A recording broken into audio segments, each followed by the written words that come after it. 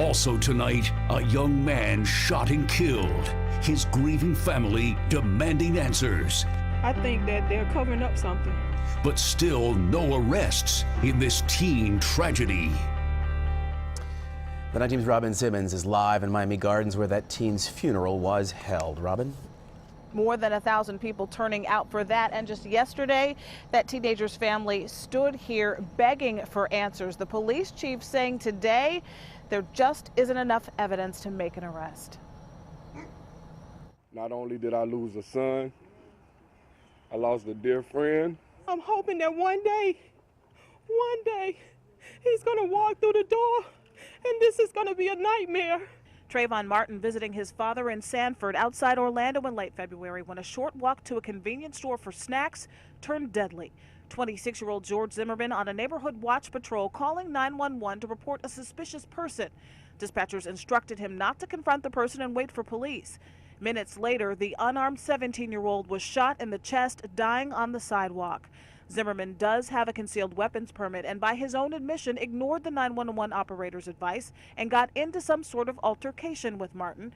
Sanford police say they just didn't have evidence to arrest the 26-year-old. In this case, Mr. Zimmerman has made the statement of self-defense. Until we can establish probable cause to dispute that, we don't have the grounds to arrest him. That's something the teenager's grieving family just cannot accept. George Michael Zimmerman had a 9mm gun. Trayvon Martin had a bag of Skittles.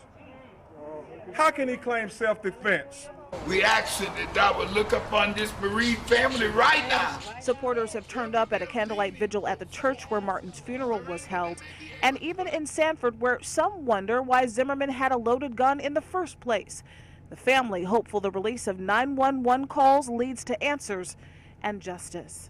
Neighborhood watch is neighborhood watch, not neighborhood shoot. I just want answers from the police department about what happened with my son. I made a promise that I won't stop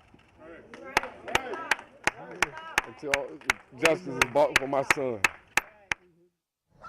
So the family says there is no reason those 911 tapes should not be released right now unless the police department has something to hide. The police chief says that's not the case. They want to wait until their investigation is complete.